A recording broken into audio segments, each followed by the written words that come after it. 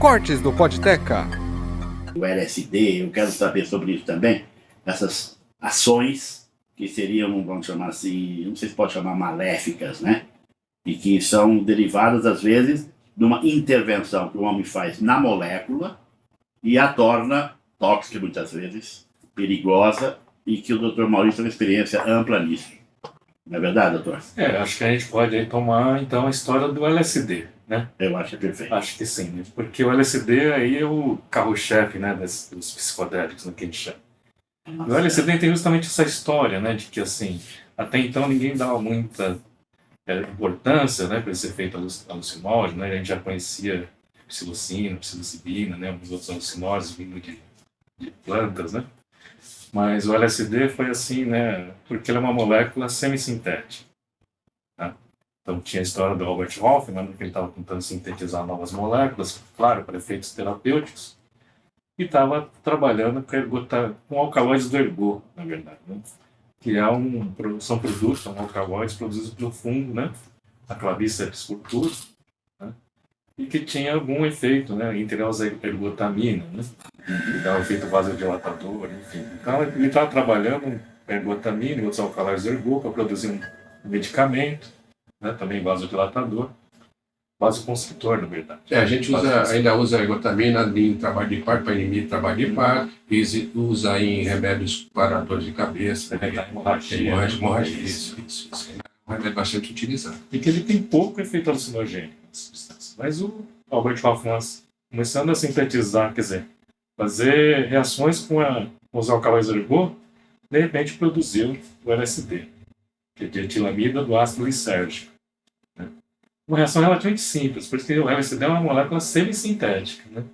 E tem grande parte da estrutura química dela é natural. Mas tem uma partezinha lá que foi introduzida. Certo. E aí aumentou a capacidade psicodélica da molécula, assim, muito grande. Né? E aí que ele...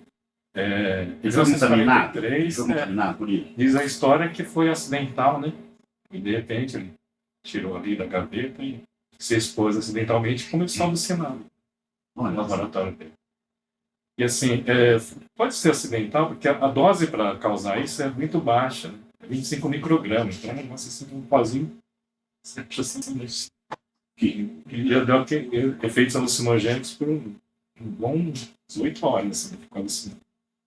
Foi a primeira vez que, né, teve assim, o primeiro relato de efeito alucinogênico. Isso daí foi com o próprio inventor. Quase que o acaso, por isso, é isso? Quase o acaso, quer dizer, foi mexeu-se na molécula de maneira sem intenção de fazer essa maldade, não é isso? Porque o LSD, ele tem efeito assim, mas também ele tem efeito terapêutico. Então, aí chama uma questão histórica, né? Que isso aconteceu do LSD, em 1940 e pouco, né? Isso, historicamente, algo.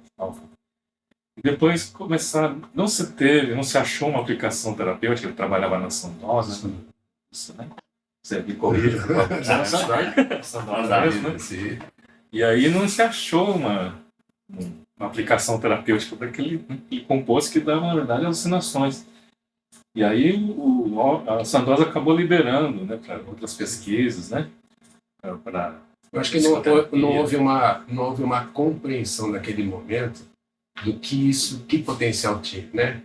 Uma substância que revela a mente, que diacho é isso, né? Você não é uma ação antidepressiva, você não é um princípio ativo, né? Um inibidor da recaptação da serotonina. Sabe? Tudo que a medicina estava convencionalmente acostumada a fazer não era, porque é muito individual. É a substância que libera a mente. Não é? Então, aquilo naquela época, a Sandoz ainda distribuiu para muitos psiquiatras, né? Eu tenho uma experiência do psiquiatra que ele resgata a situação do nosso próprio parto.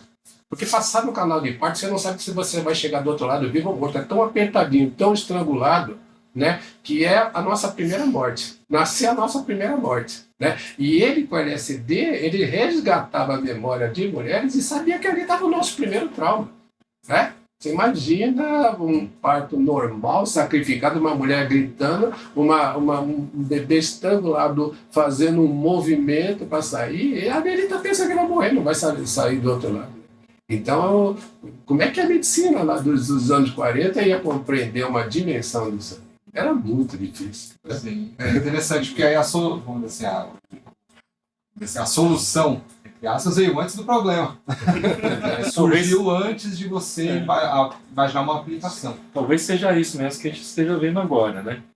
Mas a aplicação, assim, até hoje a gente não sabe, na verdade, né? Aplicação terapêutica do LSD, né? Porque o LSD, ele só tem essa característica até hoje de alucinógeno, assim, vamos dizer assim, para um uso não terapêutico, ele já tem alguma inserção na terapia? Então, é que assim, até continuando um pouquinho da história ali, né? No início se fez pesquisas, tudo, né? Mas aí, historicamente, veio aquela guerra do Vietnã, né? Tem todo aquele movimento dos hippies, da contracultura, né? Os hippies que usavam LSD, né? Na época, tudo, que eram contra a guerra, né? E teve toda também, historicamente, aquela política de guerra às drogas, né? Sim. O Richard Nixon, que e aí, como demonizou tudo isso. Demonizou, exatamente, demonizou tudo, inclusive o LSD, e que era pertinente, né? Que tal demonizar alguma coisa, né? Que aquela população jovem que estava proclamando por paz, né? Tá contra os meus interesses, vamos dizer assim, que tal? Vamos proibi-la, né? Vamos proibir o LSD nessa história. Então proibiu. Então lá na década de 70, o LSD foi proibido, né? E colocada, e até hoje está assim, né? Lá nos Estados Unidos tem a questão das drogas, eles classificam as drogas de acordo com a periculosidade.